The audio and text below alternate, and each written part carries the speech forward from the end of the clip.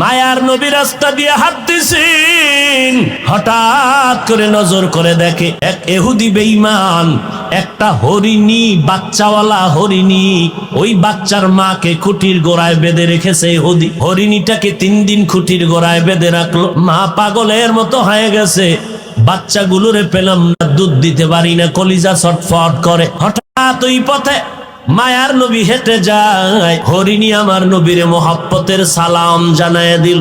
সালাম জানাই আবদার জানায়, রহমতের নবী একটু যদি দয়া করতেন, আমাকে একটু ছেড়ে দেন, আমি বাচ্চাগুলোরে দুগ্ধ পান করায় আনবো। নবী চিন্তায় পড়ে গেলেন, আমি যদি খুঁটির গোড়ার থেকে রশিটা ছেড়ে দেই তো মালিকের অনুমতি নেই, হবে না।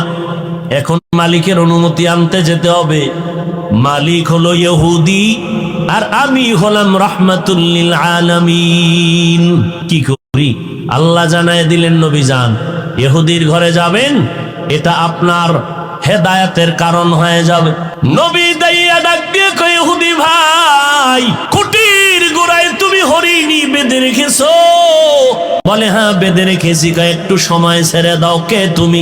বলে আমি আব্দুল্লাহর সন্তান মুহাম্মদ। বলে আমগো বংশের লিডারেরা মুহাম্মদ রে খুঁজে মারার জন্য, তুমি সেই মুহাম্মদ নি?